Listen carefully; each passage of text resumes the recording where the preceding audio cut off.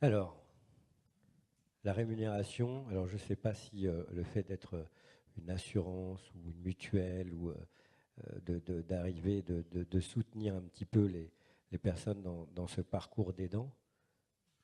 Ah si, on fait plein de choses, heureusement, mais c'est pas le sujet sur lequel je voulais Le- intervenir. Mais effectivement, on a des dispositifs. Alors, monsieur disait qu'on ne choisit pas d'être aidant, on le devient du jour au lendemain, puisque souvent la perte d'autonomie, elle est liée à une rupture de vie, hein. Ça peut être une prothèse de hanche qui arrive, parce qu'on vient de faire une chute, et derrière, forcément, la vie est plus la même pour les personnes âgées. Pour les personnes handicapées, ça peut être tout bêtement un accident, hein. Pas forcément que le handicap de naissance.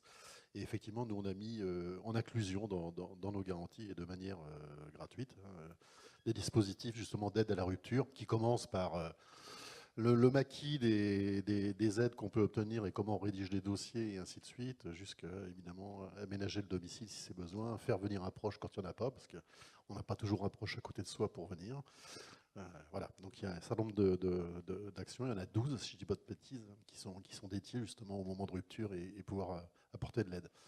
Alors sur le plan assurantiel, puisque vous parliez de financement, évidemment, il existe des prestations autonomie qui sont sous forme d'assurance, hein, mais bon, c'est pas la panacée non plus. Voilà, faut le dire comme on dit, tout le monde ne se protège pas de manière individuelle avec une rente autonomie. Sur le répit, mais avant de venir sur le répit, parce que c'était sur ce sujet que je voulais intervenir, je voulais juste reprendre ce que disait la dame tout à l'heure par rapport à la plateforme de répit dans le Nord. Il y a eu beaucoup d'aides qui ont été faites au développement des plateformes de répit en France. Il y en a eu plus de 150, je crois, qui sont sorties. Il y en a très peu, heureusement la vôtre, qui fonctionne correctement. Alors, c'est le modèle qui veut ça, c'est-à-dire que la manière dont on l'organise qui permet d'avoir une plateforme de répit efficace ou pas. Mais ça me fait redire aussi, alors Mme Gillot est partie, mais la loi d'adaptation de la société au vieillissement, c'était une loi qui a été très attendue, hein, parce qu'elle a mis quand même des années à accoucher et plusieurs gouvernements de différentes couleurs. Et elle a répondu à de nombreuses attentes, mais pas à toutes. Et souvent de manière incomplète. Alors celle du répit, j'en redirai un mot tout à l'heure, parce que l'article 37 qui était dedans, il a sauté par le jeu politique. Mais il y en a d'autres où on est dans des choses assez incomplètes. On a parlé, et Mme Gillot l'a redit tout à l'heure, de guichet unique. Parce qu'en fait, qu'est-ce qu'il faut? C'est ça, c'est qu'à un moment donné, les gens dans un département ne se posent pas la question de savoir où est-ce qu'ils vont aller demander l'information et l'aide pour qu'on les oriente sur les bons services. Ce guichet unique, il est dans la loi SSV, hein, ASV, pardon. C'est tout simplement la maison de l'autonomie. Alors le mot est peut-être pas sexy, comme on disait tout à l'heure, c'est pas des choses sur lesquelles on a envie d'aller forcément, mais cette maison de l'autonomie, finalement, elle est recommandée dans le cadre de la loi, mais elle n'est pas obligatoire. Donc, ce qui C'est un peu fait l'équivalent de la MDPH. oui, c'est-à-dire que le but, c'est de regrouper l'ensemble des structures, des gens qui s'occupent du handicap, de l'âge et tout ça, de façon à ce que quand quelqu'un vient, bah, il n'a pas défini de quelle comment, aide il peut prétendre. Donc, en fonction de sa situation, il faut pouvoir l'orienter. Et puis, dans tout ce maquis, comme vous disiez, trouver les bonnes solutions. Donc, s'il y a un guichet unique, il n'y a pas de souci, parce qu'on a des spécialistes de l'âge, des spécialistes du handicap, voilà, il y a tout ce qu'il faut. Mais ça n'est qu'une recommandation, ce n'est pas une obligation. Donc, on se retrouve encore avec plein de systèmes différents. Si on tombe sur un clic qui veut bien informer tout le monde, ben, tant mieux, mais ce n'est pas toujours le cas.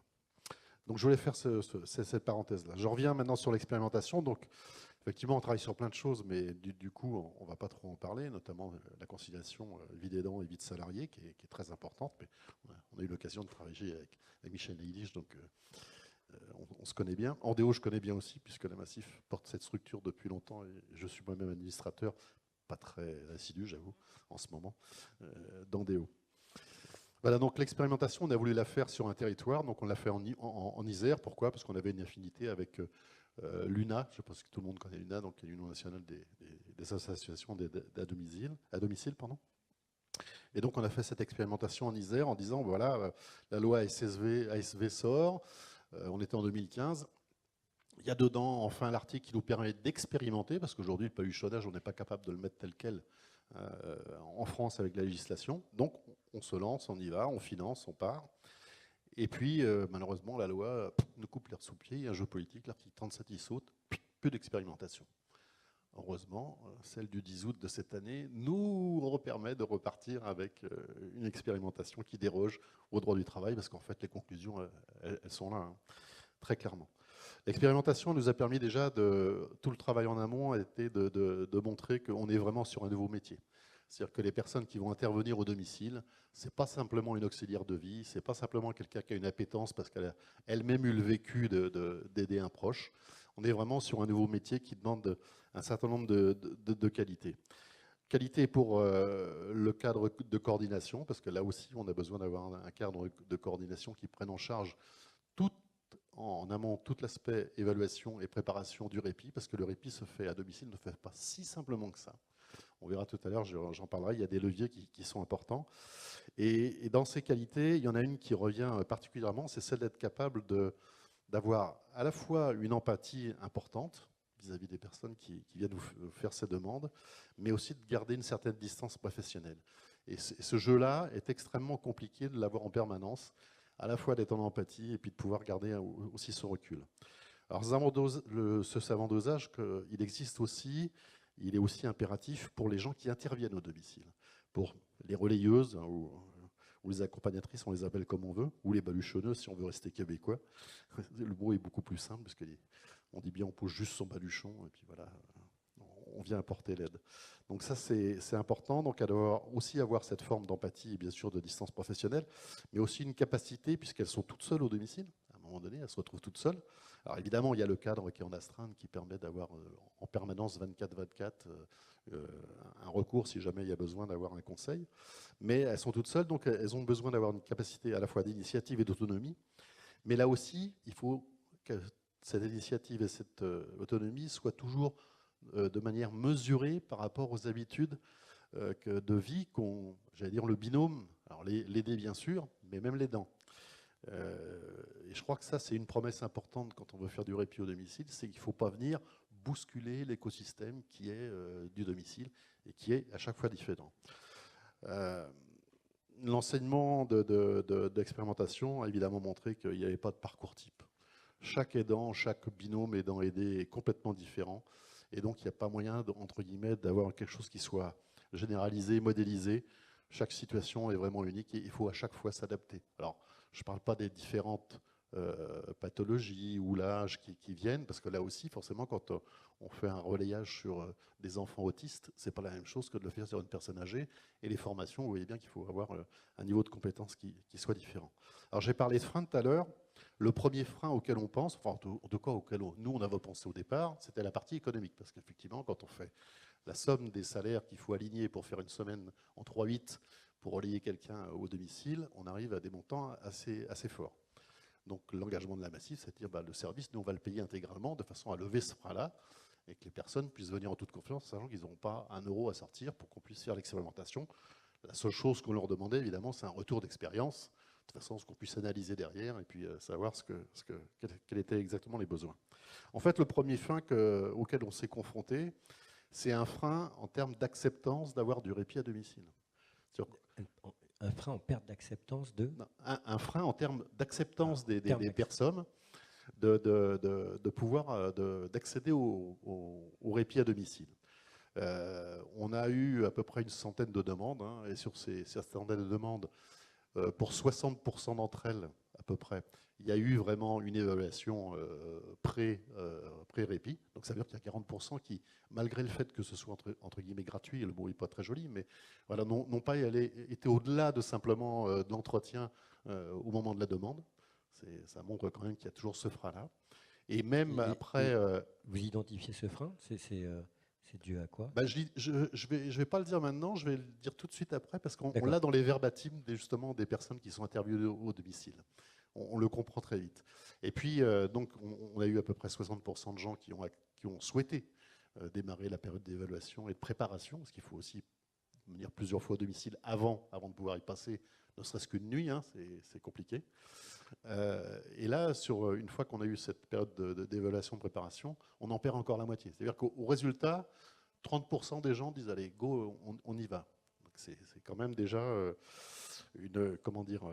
une sélection, si on peut dire, qui est un petit peu drastique. Quand on fait le répit, évidemment, le répit apporte un vrai bénéfice. Ce répit, il est vraiment capable d'amener un bénéfice pour l'aidant d'abord. Ça lui permet de souffler, ça c'est clair, mais même pour l'aider aussi, hein, parce qu'on voit qu'à un moment donné, c'est une façon pour lui de se sociabiliser au domicile, si j'allais dire, avec quelqu'un qui est différent de celui qui côtoie son écosystème habituel. Le constat aussi, c'est que le répit, quand on le fait... Alors là, on avait volontairement bloqué à 72 heures, parce qu'on ne voulait pas aller trop loin non plus dans les heures. Ça permet effectivement à la personne de souffler pendant 3 jours. 2 à 3 semaines après, le gain de ce répit s'estompe très très rapidement. Ça, c'est très clair. Donc le premier constat, c'est qu'un répit, c'est bien, mais si on l'a pas, si on n'est pas capable de l'avoir d'une manière régulière, je ne vais pas dire tous les mois, mais d'une manière régulière, ça ne fonctionne pas non plus. D'ailleurs, aujourd'hui, je pense que dans la salle, qui se priverait de ses vacances annuelles, je ne suis pas sûr que ça marche, mais pour les gens qui sont continuellement au domicile, c'est le cas. Sur les équipes également. Donc, je vous ai parlé des nécessités d'analyse et d'adaptation en fonction des sujets, parce qu'il y a aussi quelque chose auquel il faut faire attention quand on recrute les personnes. C'est pas parce qu'elles ont eu un vécu personnel qui leur donne une appétence à justement reproduire cette aide. On parlait tout à l'heure de VAE, tout ça. Il y a des gens qui souhaitent le faire, mais après, il faut faire attention. La formation est souvent nécessaire pour que la distance professionnelle s'installe, parce que l'empathie c'est bien, mais je l'ai dit tout à l'heure, il fallait avoir cette distance professionnelle. Et quelquefois, il faut même aussi qu'il y ait un travail d'accompagnement pour la personne elle-même, parce que pour revenir par rapport à ce qu'elle avait vécu, et de façon à ce qu'elle ne le retraduise pas forcément dans l'accompagnement. Donc ça, c'est important. Donc c'est bien d'avoir des gens qui sont motivés, mais il faut faire attention que cette motivation ne vienne pas non plus, à cause du fait que ce soit une expérience professionnelle, vienne empiéter sur leur rôle. Donc j'ai dit, ils avaient une nécessité forcément d'analyse et d'adaptation. On le voit aussi dans le comportement. C'est-à-dire que l'aider, il peut présenter des caractères différents entre le moment de l'évaluation, de la préparation, qui se fait forcément en présence de l'aidant, et le moment où il y a le relayage. Quand il est tout seul, il n'a plus forcément le même comportement et les mêmes attentes d'ailleurs. Alors des fois c'est des belles surprises, on s'aperçoit que des gens qui étaient censés pas avoir perdu certaines capacités, en fait ils les ont toujours, mais la personne qui les aide au jour le jour, non seulement elle les sollicite pas, mais elle les voit plus, donc elle dit non, ça il sait plus faire, il sait pas manger, il sait pas... En fait on s'aperçoit que la personne sait faire encore beaucoup de choses, donc ça c'est bien. Mais il y a des fois aussi, le comportement il peut rendre aussi beaucoup plus délicat l'intervention. Le comportement peut être très différent et pas forcément de manière bénéfique. Donc voilà, ce sont des choses qu'il faut appréhender. Et du coup, pour la relayeuse, il y a un travail d'adaptation qui est nécessaire. Ils nous disent aussi il y a de grosses différences d'attente, une fois qu'on fait le relais, entre ce que souhaite l'aidant et ce que souhaite l'aider. Ça, c'est clair. Les différences, elles sont quelquefois connues, donc c'est au moment de la préparation, mais souvent on les découvre au moment où on fait l'intervention. La pluralité des publics rencontrés, j'en ai parlé, donc du coup effectivement c'est une difficulté, parce que effectivement dès qu'on va par exemple sur l'autisme, il a fallu former les gens avant, parce qu'on ne pouvait pas se permettre de faire le relais sur des enfants autistes comme on le faisait autrement. Et puis ils nous ont dit effectivement, je vous ai dit tout à l'heure le frein, mais le frein on le retrouve sur la difficulté d'intervenir au domicile. C'est bien le domicile de la personne. C'est donc là que vous allez nous révéler le secret. Voilà. Et là, donc, ils ont un verbatim qui est tout à fait et qui est partagé par l'ensemble des relayeuses, qui nous dit « Nous entrons chez les gens, nous entrons dans leur intimité, dans leur quotidien, et ça nécessite un positionnement particulier qui mêle à la fois une sorte de retenue, mais l'obligation dans cette intimité d'avoir accès à des informations très personnelles. Et ça, pour eux, c'est vraiment une vraie difficulté. Et du coup, pour l'aidant, on s'aperçoit que pour l'aider, c'est finalement s'ouvrir de cette manière-là à une personne étrangère qui leur pose le plus de problèmes. C'est très clair. On le retrouve des deux côtés. Voilà. Après, sur le fonctionnement lui-même, puisqu'on était parti sur le bahuchonnage, on a été obligé de se plier au 3-8, puisque finalement, on n'a pas eu le droit d'expérimenter jusqu'au bout. La rotation, elle n'est absolument pas confortable pour les familles. Alors les familles nous le disent, ils nous disent avoir 3 personnes qui se relaient dans la journée et de nuit, c'est absolument pas confortable. Finalement, les relayeuses nous ont dit exactement la même chose. Alors c'est vrai qu'on les avait embauchées au départ pour qu'elles aillent jusqu'au bout de l'expérimentation et d'être capables de faire du 24-24 et tout ça, mais elles nous ont dit exactement la même chose. S'il faut se partager, se faire le relais 3 fois par jour, c'est pas satisfaisant du tout. Les familles disent aussi que bon, on peut avoir un compromis sur 2, c'est-à-dire 2 fois 12 heures. Ça peut être acceptable, mais enfin, c'est pas terrible.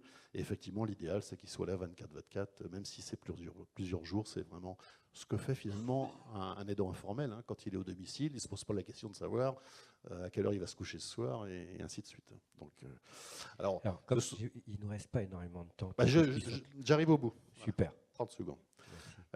J'en profite pour dire qu'on se pose beaucoup de questions en termes d'organisation du travail vis-à-vis justement des aidants professionnels qu'on pourrait mettre au domicile. On s'en pose beaucoup moins pour le moniteur de colonie de vacances qui fait du 24-24, plusieurs jours, avec des enfants ou des adolescents. Voilà, là ça ne pose pas de problème, mais quand on est sur les aidants professionnels, enfin sur les intervenants professionnels, c'est autre chose. Pour conclure, le bénéfice pour l'aidant et pour l'aider, il est là incontestablement. Il faut pouvoir répéter ce répit, alors qu'il soit au domicile ou qu'il soit sous d'autres formes, parce qu'il n'y a pas que le répit à domicile, hein, bien sûr. On est vraiment sur le domicile avec un métier très spécifique dans le relayage de l'aidant, avec une nécessité évidemment de formation pour être dans les situations et être capable d'assurer un service de qualité. Mais ça, on l'a déjà redit, ce à quoi travaille Andéo depuis très longtemps aussi. Un répit à domicile qui doit être forcément accessible économiquement. Donc là, je pense qu'il n'y a pas qu'une solution de financement, elle n'est pas que publique, forcément. Je pense quand même que la notion de reste à charge, c'est pas un gros mot. De reste à charge, pardon, c'est pas un gros mot non plus pour une partie. Concilier un modèle donc, qui soit économique, évidemment, avec une organisation du travail respectueuse des salariés. Bien sûr, il ne faut pas que les salariés non plus soient pénalisés dans ça, mais aussi, évidemment, respectueuse des attentes des familles qui, on le voit bien, demandent à ce que ce soit la même personne qui fasse le relayage. Voilà. Merci.